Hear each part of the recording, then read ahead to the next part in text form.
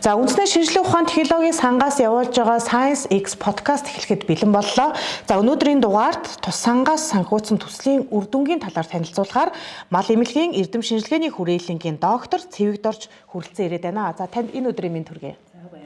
Цэвэгдорж доктор бит хоёр за органик мал аж ахуйд хэрэглэх байгалийн гаралтай шинэ эм бэлтгэл технологийн талаар ярилцах болно. За төслийн гол үндэслэл зорилгоо юуны өмнө танилцуулахгүй юу? За бид энэ төслийг 2019-с 2021 онд бол хэрэгжүүлсэн. За гол төслийн зорилго нь болохоор манай оронд бол органик хууль батлагдсан 2017 онд. За тэгээд мөн эрчимсэн аж ахуйг одоо хөгжүүлэх төрөөс одоо бодлого бол их хөтөлбөрүүд бол батлагдж байгаа. Зөвшөөрөгдсөн бодисуудыг бол бас хэрэгэлдэг. За төвөнд нь болохоор одоо гол нь амтан ургамал одоо эрсцийн гаралтай одоо түүхийд ашиглаж бол одоо ийм бэлтгэл үйлдвэрлэх тийм юг бол органик хуультай бол тусгасан байдаг.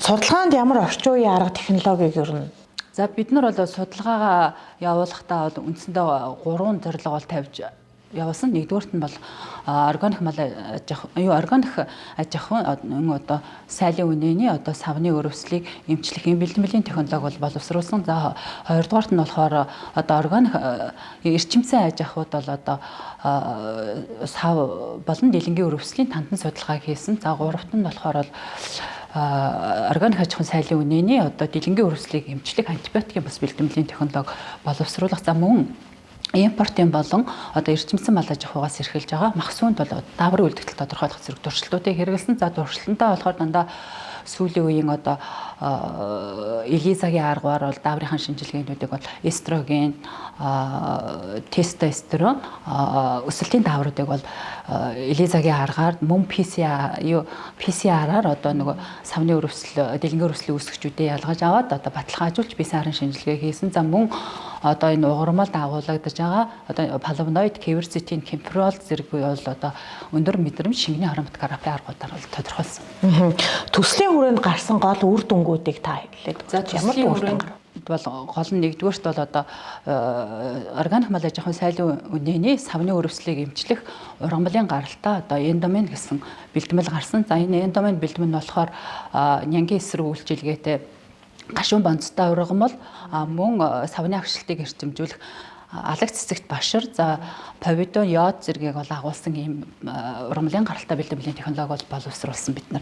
За хоёрдугаарт нь болохоор малын хаг сааталтыг эмчлэх авиркулер гэсэн бэлтгэл бий болгосон. За энэ нь бол мөн шувуун тарны ургамлаас гаргаж авсан цус тогтоохол нь савны агшилтыг дэмжих үйлчилгээтэй бэлтгэл. За мөн дараагаар нь болохоор бас мастипалант гэдэг ургамлын гаралтай дэлэнгийн өрөвслийг эмчлэх антибиотикийн бас бэлтгэлийн технологиг боловсруулсан. За энэ мастипалант бэлтгэл нь болохоор гашуун бонцтой болон сарамснаас гаргаж авсан бэлтгэлүүд. Одоо энэ бэлтгэлүүдийг ер нь хэрэгэлдэг юм уу? Одоо эсвэл судалгааныхаа ажил дээр явж байгаа юм уу? За энэ бэлтгэлүүдийг бол одоо бид нар ингээд төслийнхаа хүрээнд бол зохион бүтээгээд за цөөн тооны мал дээр бол одоо туршаад хэрэгжилчихсэн. Одоо цаашаа бид нар одоо энэ бэлтгэлээ фармакопо өгүүлэл боловсруулсан. Тэрнийгээ батлуулж одоо мөн оюуны өмчийн эрх дээр авах ажлуудыг бол хийгдэж байгаа. Судалгааны үр дүн практикт одоо хэрхэн ашиглах боломжтой юу? Боломж байгаа юу? За судалгааны үр дүнг бол практикт бол ашиглах боломжтой. За манай орны хувьд болохоор бол одоо өндөр ашиг сэмтэй сайлын үнэийг бол гаднаас оруулж ирж авчирч өржүүлдэг. За тэр авчирсан мал маань болохоор одоо тухайн орныхоо байгаль цагуурд бол завсан зохицохгүй. За тэгээд тижэл мэжээлэг уур амьсгал өөрчлөгдсөнтэй холбоотоор маш асаг шимээ алдагдалд ордог. За голцоо одоо нөхөн үржихүй эмгэг, савны өрөвсөл, хаг саатал, дэлэнгийн өрөвслүүд бол илбэг тохиолддог өндөр ашиг шимтэй үнэн дээр. За тэдгээр нь болохоор одоо хаг саацны бол бас савны өрөвсөл тохиолдож байгаа учраас тухайн аж ахуйд бол одоо ашиг шимээ алдагдалд оруулдаг өргөдөл зэрэгэд үүсгдэг. Тийм учраас бол одоо эдгээр өвчнүүдийн үед бол голцоо антибиотикийн гаралтай бэлтгэлүүдийг бол хэрэгжилж байгаа. Тийм учраас бидний гаргаж авсан ургамлын гаралтай бэлтгэл бол нянгийн тэсвэржилт үүсэхгүй тухайн малд одоо антибиотик үлдэгдэл илэрхгүй зэрэгээрээ тэгээ махсууг бол эргээд хүнсэнд бол хэрэгжилж болохоор ач холбогдолтой байна. Ер нь бол нөгөө судалгаа шинжилгээний ажлыг хийхэд ямар саад гарч ирж байна. За бас ямар дэмжиж байгаа газрууд байна. Жишээлбэл одоо шинжилгээ ухаан технологийн сангаас одоо явуулж байгаа санхүүжилтийн хүрээнд бол төслөө бичиж бичсэн юм шүү дээ. Тэгэхээр энэ нь ер нь ямар үр дүнтэй байсан бэ? За шинжлэх ухааны технологийн төслөөс бол одоо төслийг бол санхүүжүүлсэн. За гол захиалагч яам нь бол хүнс үйл ажихуйн яам.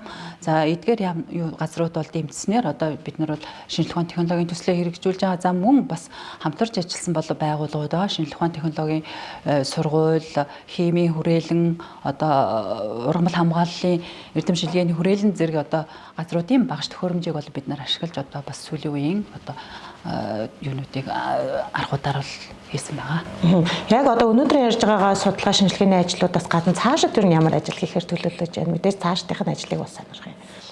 Цаашд бол одоо бид нар энэ гаргаж авсан бэлтгэлүүдээ одоо өгүүлбэрүүл практикт нэвтрүүлэх мөн одоо цааш нь малын эмийн бүртгүүлэх тэгээд оюуны өмчийн эрхийн хамгаалт эдгээр ажлуудыг бол хийж байна. Ер нь саад байдаг уу яг энэ алганыг ингээд хийгээд явхад?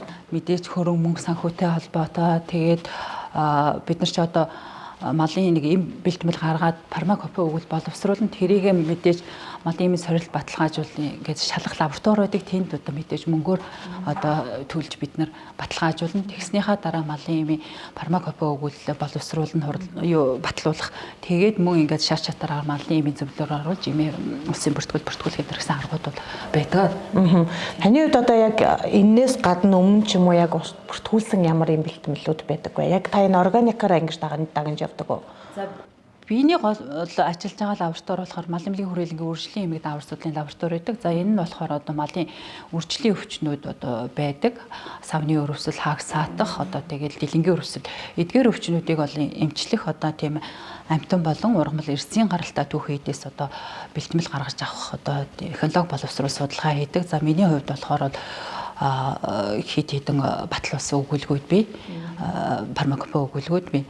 За мөн одоо би өмнө докторийн ажил болохоор певсин гаргаж авах адуу болон гахаа одооны салстур хөлөөс певсин гаргаж авах судалгааны ажлыг бол хийсэн байдаг.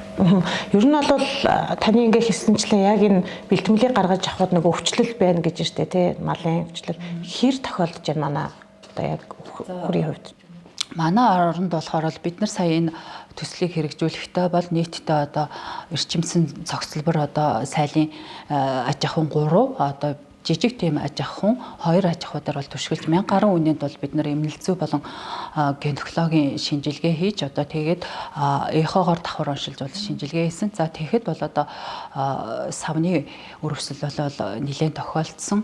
За тэр нь болохоор голцоо одоо нөгөө чочмог хэлбэртэй байж байгаа. Хэлбэрийн хувьд цаашаа эмчилгээ хийгээгүй улмаас архаг хэлбэрт одоо 70 гаруй хувь нь бол шилжсэн.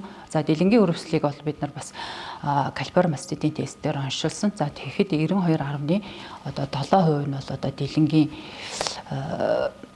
далд өрөвсөлтэй бол байсан. Ер нь яагаад энэ өрөвсөлтэй болдог юм болоо гэв. За энэ гол нь яагаад энэ өрөвсөл тохиолдож байгаа гэж бол байран маллагаанд одоо нөгөө эрчимсэн аж ахуйн сайлын өндөр ашигтайсан хүмүүс чинь байран маллагаанд үржүүлж байгаа. За тэгээд тэр байран нөхцөлд тэд нар чинь нөгөө янз бүрийн одоо орчны бичил одоо эмгэг төрүүлэгч микробод их байдаг учраас одоо тэд нар чинь мэдээж нөгөө сүү юунд бол бохирлогдсон байгааг одоо бид нар дэлэнгийн өрөвсөлтэй үнэнийхээ сүүнд одоо шинжилж нянгийнтэй бол илрүүлсэн. Грамм эерэг болон сүрэг калибрын бүлгийн нянгууд бол илэрсэн.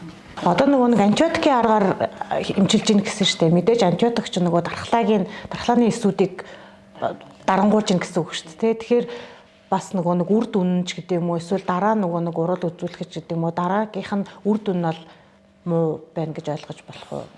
Тий одоо сүүлийн үед ч нөгөө антибиотикийн эмчилгээнүүдийг одоо ерөн энэ савны өрөвсөл, дэлэнгийн өрөвсөл бол голцоо антибиотикийн эмчилгээ хийдэг байхгүй юу. Энд чинь антибиотикийн эмчилгээнээс одоо аль болохоор залсигээд нянгийн тесвэржил одоо жишээлбэл бидний сая энэ дэлэнгийн өрөвсөлтэй үнэний шинжилгээ, сүүний шинжилгээ аваад үзэхэд одоо физик химийн чанаруудад нь бол маш их өөрчлөлт орсон байсан. Ялангуяа сүүний уураг бол 3.4% байх ёстой бол бидний дэлэнгийн өрөвсөлтэй үнэнээс үзэхэд 2.8% зэрэг тий өөрчлөлтүүд бол мэдээж орсон байсан. Тэгээд дэлэнгийн өрөвсөлтэй үнэ хичэн голцоо антибиотикоор эмчилгээр дараа нь тухайн малдаа нөгөө нянгийн тесвэржилт үүсгээд гол холорпинокол эдэргээл өргөн антибиотикуудад бол тесвэртэй нянгууд бол илэрдэг. Тийм учраас одоо нөгөө сүүнд одоо бас антибиотик үлдэгдэл бидний судалгаагаар бол 20 гаруй хувьд нь бол антибиотик үлдэгдэл илэрсэн зүйл. Тий. Тэгэхээр нөгөө ургамлын гаралтай бэлтгэл хэрэгжилж аль болохоор одоо нянгийн тесэрчил сүүлийн үед нөгөө антибиотикоор хэмжилж байгааг ургамлын гаралтай тийм юугаар хэмжил хийлцэж байна. За баярлалаа. Үндэсний шинжлэх ухааны технологийн сангаас явуулж байгаа Science X podcast энэ удаагийн дугаарт за мал эмнэлгийн эрдэм шинжилгээний хүрээлэнгийн доктор Цэвэгд орж оролцож за органик мал аж ахуйд хэрэглэх байгалийн гаралтай шинэ эм бэлтгэл технологийн талаар танилцууллаа. Анхаарлаа хандуулсанд баярлалаа. За улсын хөгжил шинжлэх ухаанаас эхлэлтэй.